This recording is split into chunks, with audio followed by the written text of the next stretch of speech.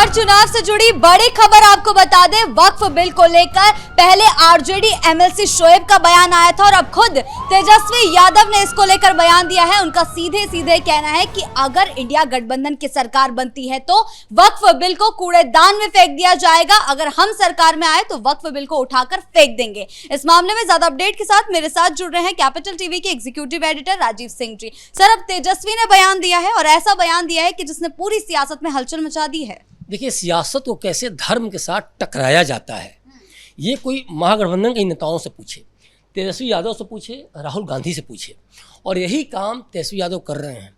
जिस कटिहार की ज़मीन पे हैं वो, उनको पता है कि सीमांचल का ये एरिया मुस्लिमों का गढ़ है। 40% से लेकर 68% तक मुस्लिम यहाँ हैं और इसीलिए उन्होंने कटिहार की धरती पर ये बयान दिया है। कटिहार की बात करें, अररिया की बात करें, पूर्णिया की बात करें या किशनगंज की बात करें, चारों जिलों में इसमें 4 जो सांसद हैं कांग्रेस के हैं, इसमें से 3 जो हैं तो 3 सांसद खासतौर पर इन्हीं जिलों से हैं। तो ये तेजस्वी यादव को पता है कि महागठबंधन में कहीं से भी किसी को भी फायदा होता है तो वो बाजी मार ले जाएंगे। तेजस्वी से एक सवाल पूछना चाहिए कि अब तक आप नौकरी की बात करते थे, कमाई की बात करते थे, दवाई की बात करते थे और पढ़ाई की बात करते थे। जैसे ही आप कटिहार पहुंचते हैं, सीधे सीधे आप धर्म की बात क्यों करने लगे? क्यों मजहब से राजनीति को टकराने की कोशिश करने लगे?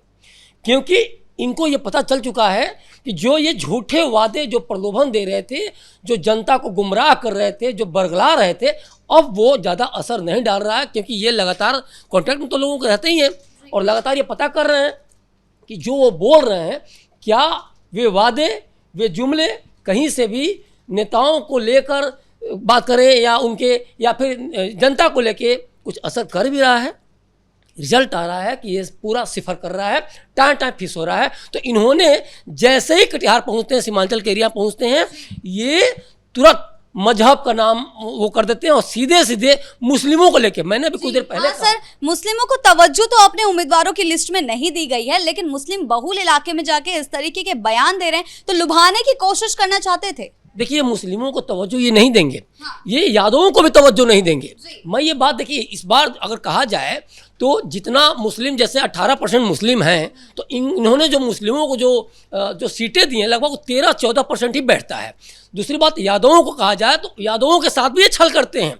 यादवों को भी उनके अनुपात में देखा जाए तो उस तरह से सीटें नहीं दी गई हैं, उस तरह से उम्मीदवार नहीं उतारे गए हैं। तो ये इनकी राजनीति जो है ना, तो सीधे सीधे मतलब की राजनीति है। और इसीलिए मैं कह रहा हूँ कि अब आप जो A to Z की बात करते थे कि हम A to Z की राजनीति करते हैं, अब वो मजहब वाली राजनीति क्यों आ रही है? अब इसमें मुस्लिम सिर्फ क्यों आपके लिए बहुत महत्व रखते हैं? क्योंकि ये, अगर देखिए, इनको ये डर भी है ना। सीमांचल में देखिए, सबसे बड़ी पार्टी कौन है? भाजपा है।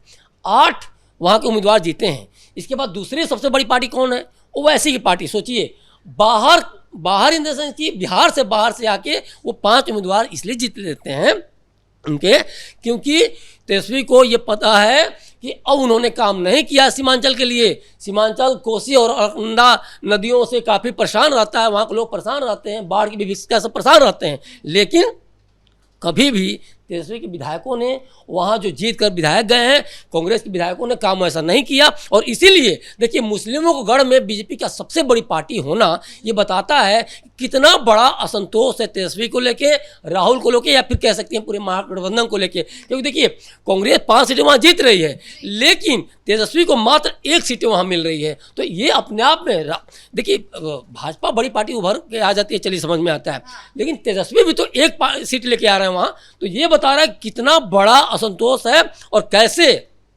आज की तारीख में मुस्लिम भी तेजस्वी से, मतलब कि राजद से अब दूर भागने लगे हैं। जो डर कल तक बैठाया जा रहा था, दिखाया जा रहा था कि मुस्लिमों अगर वोट दोगे भाजपा को तो वो तुम्हारे लिए सही नहीं होगा, तुम्हारे साथ अन्याय होगा, तुमको बाहर भगा दिया जाएगा, तुम्हारे डेवलपमेंट की बातें नहीं की जाएगी। लेकिन ये कभी नहीं बता पाए क्या जब भाजपा या एनडीए की सरकार कोई योजनाएं लाती है, कोई डेवलपमेंट की बातें करती है, कोई पैसे फंड रिलीज करती है, चाहे वो जीविका दीदियों को हो, चाहे ममता कार्यकर्ताओं की बात हो, या फिर आशा कार्यकर्ताओं की बात हो, चाहे बेकारी भत्ता ही दी जाएगी, तो क्या मुस्लिम को नहीं दिया जाएगा, हिंदू को दिया जाएगा, या दलित को नहीं दिया जाएगा, फॉरवर्ड को दिया जाएगा? तो ये जो राजनीति लगातार करते जाते हैं। और देखिए एक बात और है, इनको पता अच्छी तरह से कैसे, देखिए ये बहुत ध्यान देने वाली बात है, कितनी गंभीर बात है, कैसे पहले उन्होंने उकसाया, कारी शोएब को उकसाया। जो कल उसने कारी शोएब ने बोला है, इसको लेकर हम लोग पहले बात भी कर रहे थे, कैसे उन्होंने उकसाया। उसके बाद कारी शोएब बयान देता है कि तेजस्वी अगर मुख्यमंत्री बनते हैं तो इस बिल को हम लोग फाड़ देंगे, फेंक देंगे कूड़ेदान में। उसके बाद देखिए, इसके बाद जब माहौल बन गया, इन्होंने क्या किया, पहले बयान दिलवाया, माहौल किया, पहले माहौल जब बन गया तो कटिहार में आकर खुद तेजस्वी यादव ने, जो शुरू से मैं कहता हूँ इस चीज़ को कि जाति और संप्रदाय की जो राजनीति ये करते हैं और बीजेपी पर इसको लेकर हमलावर रहते हैं, तो कैसे इन्होंने संप्रदाय की राजनीति कर दी, कैसे जाति की राजनीति कर दी, ये साफ साफ बता रहा है। दूसरी बात एक चीज़ और है कि संसद के द्वारा पास किए गए बिल को, संशोधन को, और आपकी मजाल है और संविधान में ऐसा उल्लेख है क्या कि राज्य की सरकारें उसको निरस्त कर दें, कूड़ेदान में आप फेंक देंगे। जी, ऐसे बयान देने से बाज नहीं आ रहे हैं। देखा जा रहा है कि पहले एमएलसी ने बयान दिया तो पूरी सियासत में हड़कंप मच गया था, देखा गया कि किस तरीके से तीखी तीखी प्रतिक्रियाएं जो हैं आने लग गई थी, और अब तेजस्वी ने दे दिया है तो यानी कि हड़कंप मचना तय है। देखिए एक चीज मैं कह रहा हूँ, हड़कंप तो इनके लिए बड़ा उल्टा पड़ने वाला है, क्योंकि देखिए मैं कह रहा हूँ सीमांचल में अगर मुस्लिम इनके साथ नहीं है तो मैसेज जा रहा है कि आप कितने भी बड़े मुद्दे उठाएं,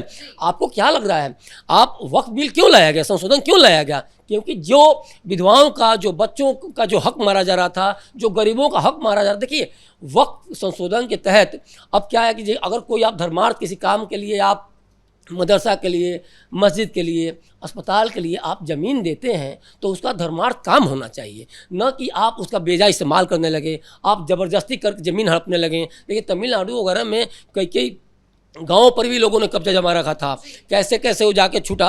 इसके बाद देखिए पार्लियामेंट की ज़मीन पे, पार्लियामेंट पे ही लोग कब्जा दिखाने लगे थे, लाल किला हमारा है, दिल्ली मेट्रो हमारा है।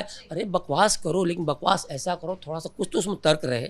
तो देखिए अब जिस कानून के, जिस ये दलित समुदाय की बात करते हैं पीडीए के माध्यम से, जो कहते हैं कि हमारा एमवाई समीकरण है, देखिए सही में इनका एमवाई समीकरण, ये मुस्लिम और दलित का वो करते हैं, यादव का करते हैं, लेकिन बात क्या करते हैं, ए टू जेड की हम राजनीति करते हैं। नहीं, ए टू जेड की राजनीति नहीं करते हैं, ये मुस्लिमों की राजनीति करते हैं, ये यादवों की राजनीति करते हैं, ये और लेकिन मूर्ख बनाते हैं दलितों को। बाबा साहब अम्बेडकर कौन थे, संविधान के निर्माता थे। आज जब आपको पता है कि जब बिल संशोधन ये पास हुआ तो संविधान का पाठ हो गया ना, तो उसी बाबा साहब अम्बेडकर के संविधान का पाठ हो गया ना, और आप उसी जो कहा जाए तो नियम को, उसी संशोधन को, उस बिल को आप फाड़ने की, फेंकने कूड़ेदान में बात करते हैं। तो ये तो देखा जाए तो बाबा साहब अम्बेडकर का भी अपमान है। लेकिन मैं इसीलिए कहता हूँ बार बार, इनको किसी भी ऐसे वोटर से नहीं मतलब है जो डेवलपमेंट की बात हो, इनको मतलब है सिर्फ और सिर्फ कि किसी तरह से हम अपने वोट बैंक को बचा सकें। जो हार इनको साफ साफ दिख रही है, तो इनको सिर्फ वोटर से मतलब है कि किसी तरह से वोटर हमारे उसमें कन्वर्ट हो जाएं, हमें वोट दें, चाहे वो मुस्लिम हो, यादव हो या फिर दलित हो। और इसीलिए ये इस तरह की बात कटिहार में जब जाके करते हैं, क्योंकि ये पता है कि मुझे मात्र एक ही सीट मिली थी, तो किसी तरह से अगर वक्त को हम छेड़ देंगे तो शायद कुछ मुस्लिम हमारे फेवर में आ जाए। जबकि मुस्लिमों को पता है कि वक्त संशोधन के माध्यम से उन मजलूमों को, उन शोषितों को, वंचितों की जो ज़मीन या जो चीज़ें, जो हक हड़पा गया, वो अब चाह के भी ऐसे लोग नहीं हड़पेंगे। दूसरी बात एक चीज़ और है, जो बीजेपी चाहे किरेन रिजिजू हो या रविशंकर प्रसाद हो या अन्य बीजेपी के नेता हो, आज हमलावर क्यों है? आज जो बता रहे हैं, ये कह के ये बताना चाह रहे हैं कि जंगल राज की वापसी फिर से तय है।